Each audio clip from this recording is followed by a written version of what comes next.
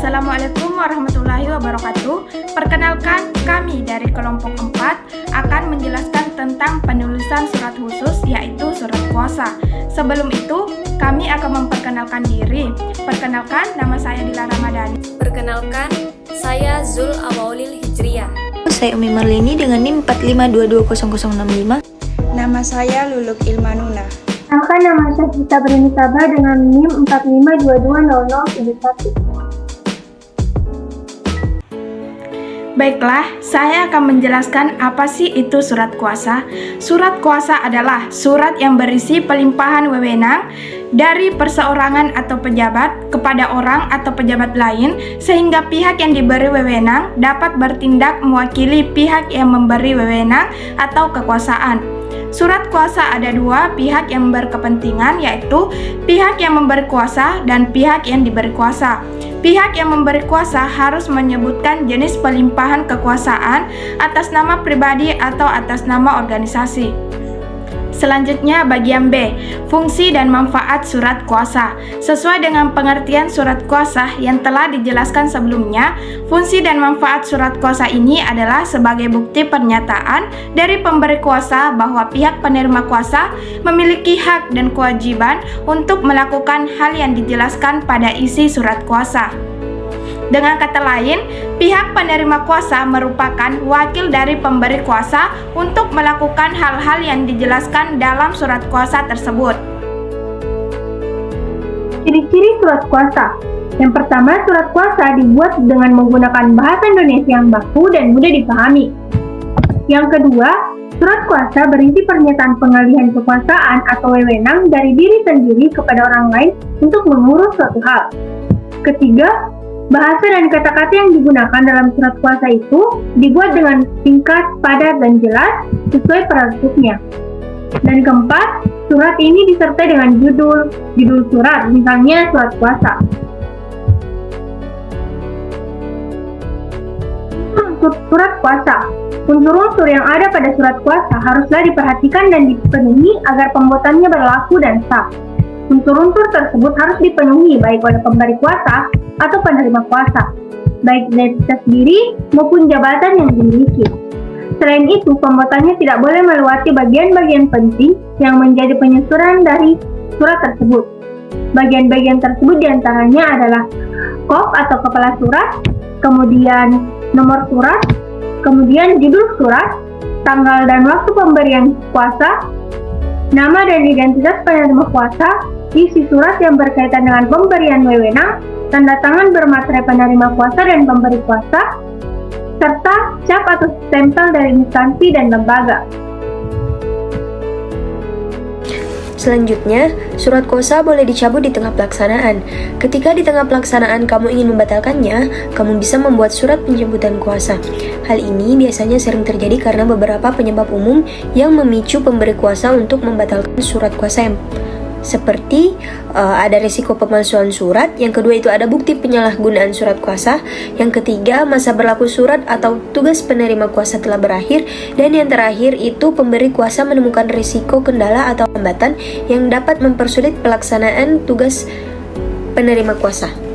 Selanjutnya, hal penting yang harus diperhatikan. Pertama, pilih orang yang bisa dipercaya. Surat ini dimanfaatkan untuk mengambil dokumen yang penting dan memiliki nilai besar. Kemudian, pastikan untuk membawa dokumen pendukung agar bisa menjamin kepastian dan keaslian surat kuasa. Anda juga harus bisa memberikan suatu dokumen pendukung. Dan yang terakhir, berikan cap atau materai. Hal penting lainnya yang kerap kali dilupakan dalam pembuatan surat kuasa adalah materai. Elemen pendukung ini menjadi salah satu pembukti surat sah kuasa. Jenis-jenis surat kuasa. Ada beberapa jenis surat kuasa, yaitu surat kuasa perseorangan, surat kuasa kedinasan, surat kuasa istimewa, dan surat kuasa yang digunakan untuk organisasi dan antar individu. Yang pertama, surat kuasa perseorangan. Surat kuasa perseorangan adalah surat kuasa yang dibuat oleh seseorang atau pemberi kuasa dan diberikan kepada orang lain sebagai penerima kuasa untuk melakukan suatu hal yang berhubungan dengan kepentingan si pemberi kuasa. Dan ini adalah contoh dari surat kuasa perseorangan. Yang kedua, surat kuasa kedinasan. Surat kuasa kedinasan adalah surat yang dibuat oleh suatu instansi atau perusahaan kepada seorang pegawainya atau pejabat tertentu untuk melakukan pekerjaan yang berhubungan dengan kepentingan instansi atau perusahaan. Dan ini adalah contoh surat kuasa kedinasan. Yang ketiga, surat kuasa istimewa. Surat kuasa istimewa adalah surat kuasa yang diberikan kepada pihak lain untuk mewakili pemberi kuasa. Misalnya, seseorang yang memberikan kuasa kepada pengacaranya dalam penyelesaian masalah yang berhubungan dengan pengadilan. Dan ini adalah contoh surat kuasa istimewa. Yang keempat, surat kuasa dapat digunakan dalam organisasi dan antar individu. Surat kuasa digunakan dalam organisasi ini terbagi menjadi dua, yaitu surat kuasa untuk keperluan internal dan surat kuasa untuk keperluan eksternal. Surat kuasa untuk keperluan internal organisasi pada dasarnya lebih merupakan formalitas saja. Karena itu, di dalam surat kuasa yang bersifat internal, data pribadi kedua belah pihak tidak boleh dicantumkan secara inti.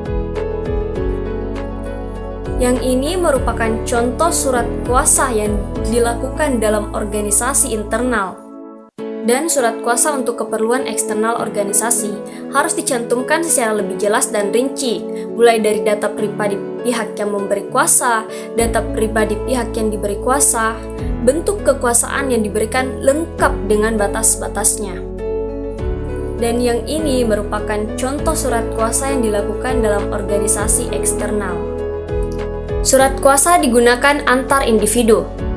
Dalam pembuatan surat kuasa, ada beberapa hal yang harus diperhatikan agar surat kuasa tidak dapat digunakan oleh pihak lain, yaitu identitas diri pemberi kuasa, identitas diri pihak yang diberi kuasa, untuk apa kuasa diberikan, jangka waktu pelaksanaan kuasa jika ada, materai digunakan untuk urusan eksternal.